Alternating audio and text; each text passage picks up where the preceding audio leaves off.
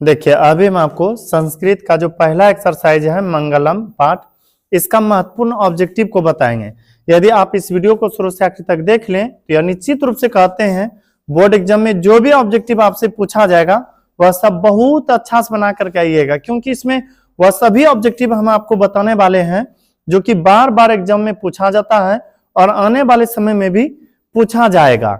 इसलिए आप इस वीडियो को शुरू से आखिर तक जरूर देखें ताकि हम आपको आसान शब्दों में ये पूरा पाठ का ऑब्जेक्टिव समझा सके। आप ध्यान से प्रश्न को देखिए। पहला प्रश्न है मंगलम पाठ का रचनाकार कौन है? मंगलम पाठ का रचनाकार है महर्षि वेद व्यास। महर्षि वेद व्यास वही वेद व्यास जिन्होंने की महाभारत की रचना किया है। महाभारत की रचना किसने किया है? महर्षि वेद व्यास ने। और यह जो मंगलम पाठ है जिसमें कि 5 मंत्र है और यह सब के सब मंत्र उपनिषद से लिया गया है। कौन से? उपनिषद से। और यहाँ पर याद रखना मंगलम पाठ उपनिषद से संकलित है, इसमें 5 मंत्र है और इस पाठ की रचनाकार है महर्षि वेद व्यास। फिर आगे प्रश्न है मंगलम पाठ कहां से संकलित है, अर्थात यह मंगलम पाठ कहां से लिया गया है? मंगलम पाठ लिया गया है उपनिषद से। कहां से? उपनिषद से। यदि आपसे पूछा जाए मंगलम पाठ कहां से संकलित है तो कहेगा उपनिषद से। फिर आगे प्रश्न है उपनिषद के रचनाकार कौन है? उपनिषद के रचनाकार है महर्षि वेद व्यास। कौन है? महर्षि वेद व्यास। और उपनिषद कितना है पता है ना? उपनिषद की संख्या 108 है। फिर आगे प्रश्न है उपनिषद किसका अंतिम भाग है? उपनिषद किसका अंतिम भाग है? तो याद रखिएगा वैदिक साहित्य। वैदिक साहित्य समझते हैं ना, वेद 4 है और वेदों पर आधारित ही वैदिक सभ्यता था। तो वैदिक सभ्यता को वैदिक सभ्यता इसलिए कहा गया क्योंकि वैदिक सभ्यता में वेदों की रचना हुआ है और वह सभ्यता मुख्य रूप से वेदों पर आधारित थे। और वैदिक साहित्य में पूरा तरह से वेद का वर्णन है और अच्छे अच्छे कर्म कांड का भी वर्णन है। तो वैदिक साहित्य का ही अंतिम भाग उपनिषद है। वैदिक साहित्य का अंतिम भाग क्या है? उपनिषद। हालांकि यहाँ पूछा गया है उपनिषद किसका अंतिम भाग है, कि अगर वैदिक साहित्य का। फिर आगे है मंगलम पाठ में कितने मंत्र संकलित है? बताइए मंगलम पाठ में कितने मंत्र संकलित है? 5। अर्थात यह मंगलम पाठ में 5 मंत्र का वर्णन है। फिर आगे है मंगलम पाठ में किस प्रकार के मंत्र हैं? मंगलम जो पाठ है ना इसमें किस प्रकार के मंत्र है? इसमें पांचों मंत्र ऐसा है जिसे आप गा सकते हैं। गाने की क्रिया को कहते हैं पदखंड। क्या कहते हैं? पदखंड। तो उस अनुसार से यह है पद्यात्मक, गद्यात्मक, संकलनात्मक, नाट्यात्मक। तो ऑप्शन के अनुकूल हो जाएगा पद्यात्मक। पद पाठ उसे कहते हैं जिसे आप गा सकते हैं। तो मंगलम पाठ यदि कोई पूछे किस प्रकार का मंगलम पाठ में किस प्रकार का मंत्र है, कहेगा पदात्मक या पद्यात्मक। फिर आगे है महान से भी महान क्या है? इस पाठ में मंगलम पाठ में कहा गया है कि मनुष्य का आत्मा जो है हृदय रूपी गुफा में विद्यमान है और यह महान से भी महान है और छोटा से भी छोटा है।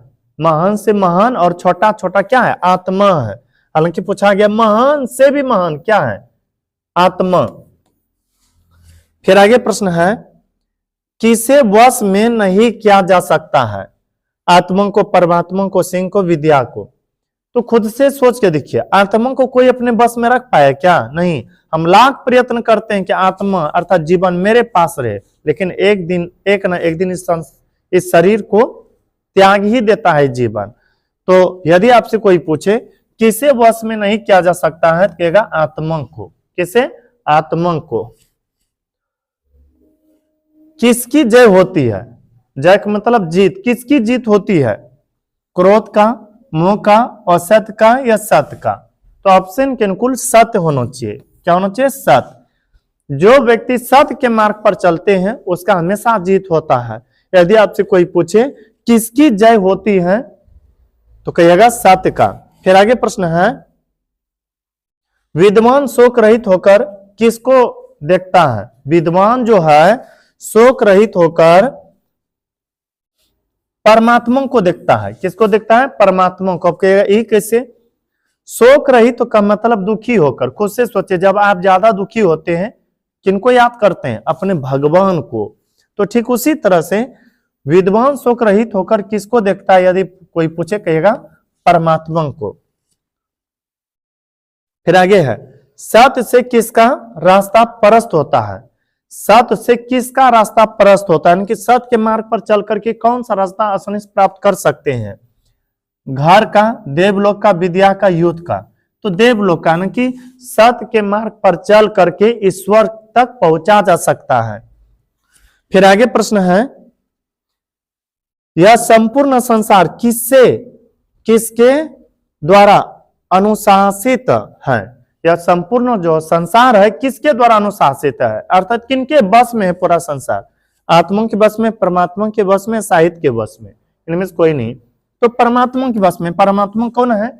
इष्ट अर्थात देवता, जिसे हम संसार के मालिक मानते हैं। यह संपूर्ण संसार किसके द्वारा अनुशासित है या किसके द्वारा चलाया जा रहा है? कहेगा परमात्मा के द्वारा। फिर आगे है, नदियों नाम और रूप को छोड़कर किसमें मिलती है? मंगलम के एक श्लोक में बताया गया है कि नदियों जो है, नदियों नाम और रूप को छोड़ करके समुद्र में मिल जाते हैं। किसमें मिल जाते हैं? समुद्र में। यह प्रयास समझाने का प्रयास किया गया है कि जिस प्रकार नदियां अपने नाम और रूप को छोड़ करके समुद्र में मिल करके समुद्र का रूप धारण कर लेते हैं, उसी प्रकार जब मेरा आत्मा परमात्मा में मिलते हैं तो मेरा भी एक तरह से जर्नी या जीवन पूरा तरह से सफल हो जाता है। हालांकि प्रश्न है, नदियां नाम और रूप को छोड़कर किसमें मिलती है? कहेगा समुद्र में। किसमें? समुद्र में। फिर आगे प्रश्न है, किसकी विजय नहीं होती है? खुद से सोचे, किसकी जीत नहीं होती है? सत्य की, असत की, धर्म की, सत्य और असत्य दोनों की। तो याद रखिएगा, किसकी विजय नहीं होती है? यदि यह पूछे तो कहेगा असत की। किसकी? असत की। असत की कभी भी विजय अर्थात जीत होती नहीं है। इसलिए आप अपने जीवन में जो भी काम कीजिए हमेशा सत्य के मार्ग पर चल करके कीजिए। फिर आगे है, किनकी महिमा का गायन हुआ है? किनकी महिमा का गायन हुआ है? विद्वान का, आत्मा का, समुद्र का, परमात्मा का। आज जो संसार में लोग गुणगान कर रहा है किनका? परमात्मा का अर्थात ईश्वर का। तो किसकी महिमा का गायन हुआ है? कहेगा परमात्मा का। फिर आगे है, ईश्वर क्या है? आप पढ़े होंगे, ईश्वर ही सत्य है। सॉन्ग में भी सुने होंगे, ईश्वर ही सत्य है। तो यदि कोई कहे ईश्वर क्या है? कहेगा सत्य है। ईश्वर क्या है? सत्य है। सत्यम शिवम सुंदरम सुने हैं ना, सॉन्ग है।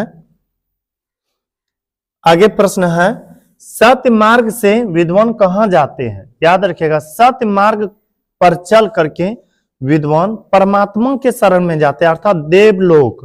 तो ऑप्शन में था देवलोक, यमलोक, परलोक, पाताललोक। क्या होगा? देवलोक। फिर आगे है, कौन अपने नाम और रूप को छोड़कर समुद्र में मिल जाता है? बताइए, कौन अपने नाम और रूप को छोड़ करके समुद्र में मिल जाते हैं? समुद्र, झरना, नदियां, मार्ग। बोले क्या होगा? नदियां। बताया गया है मंगलम पाठ में, नदियां अपने नाम और रूप को छोड़ करके समुद्र में मिल जाती। खुद से सोचिए, यहां पर मान लीजिए गंगा नदी है, यहां तक तो गंगा नदी बोलेगा। अभी ये इसी का जल बंगाल की खाड़ी में गिर गया, क्या बंगाल की खाड़ी में भी बोलेगा ये गंगा है? नहीं, वो तो एक तरह समुद्र या सागर कहिएगा। फिर आगे है, सत्य धर्म के लिए किसको हटा दे? सत्य धर्म के लिए किसको हटा दे? याद रखिएगा, सत्य धर्म के लिए अपने मन से हिरण्मयीन पात्र को हटा दे अर्थात मन से मोह माया को त्याग दे। मोह माया को क्या कर दे? त्याग दे अर्थात हिरण्मयीन पात्रेन। आप पाठ को पढ़िएगा ना, वहां पर बताएगा हिरण्मयीन पात्रेन सतस्यापि हितम। अर्थात यह यदि आप चाहते हैं कि सत्य धर्म की प्राप्ति करें तो मन से मोह माया को त्याग दे। फिर आगे है, सत का मुख किस पात्र से ढका है? इस पाठ में यह बताया गया है कि सत का जो मुख है ना, सोने जैसे पात्र से ढका हुआ है। सोने जैसे पात्र को कहा गया हिरण्मन्यन पात्रेन, हिरण्मन्यन पात्रेन। फिर आगे है, नदियों क्या छोड़कर समुद्र में मिल जाती है? नदियों नाम और रूप को छोड़ करके, नाम और रूप को छोड़ करके। जल है, काम है, नाम है, स्वरूप है, स्वरूप नहीं, रूप रहता तो चलता, नाम को छोड़ करके तब होगा खाली। फिर आगे है, प्राणियों के हृदय रूपी गुफा में कौन बंद है? प्राणियों के हृदय रूपी गुफा में महान से भी महान, यानी कि बड़ा से भी बड़ा और छोटा से भी छोटा आत्मा विद्वान है। क्या विद्वान है? आत्मा। फिर आगे है, किसका मुख सोने के पात्र से बंद है? किसका मुख सोने के पात्र से बंद है? सत्य का मुख। किसका मुख? सत्य का मुख। यदि कोई कहे ना किसका मुख सोने जैसे पात्र से ढका हुआ है, कहिएगा सत्य का मुख। विद्वान अपना नाम छोड़कर किस में मिल जाता है? विद्वान जो है ना, अपने नाम रूप को छोड़कर के, विद्वान जिस प्रकार यहां पर बताया गया मंगलम पाठ में, जिस प्रकार नदियां अपने नाम रूप को छोड़कर के समुद्र में मिल जाती है, उसी प्रकार विद्वान अपने नाम और रूप को छोड़ करके परम पिता परमेश्वर में मिल जाती है। अर्थात ऑप्शन के अनुकूल यहां होगा परमात्मा। अब आगे है, ऋषि लोग देवलोक की प्राप्ति के लिए किस मार्ग को अपनाते हैं? ऋषि लोग जो होते हैं ना, ऋषि मुनि लोग, देवता वाला लोक प्राप्त करने के लिए किस मार्ग को अपनाते हैं?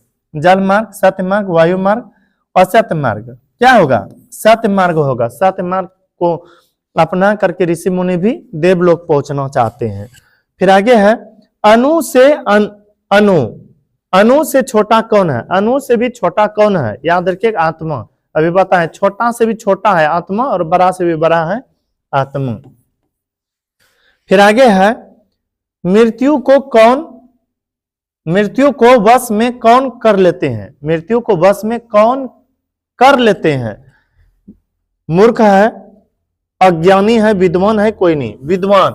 विद्वान लोग जो होते हैं ना, वह कभी मृत्यु से डरते नहीं है, और जो अच्छे विद्वान नहीं होते वह दिन भर मृत्यु से डरते रहता है, लेकिन फिर भी एक दिन प्राण को हर ही ले जाता है।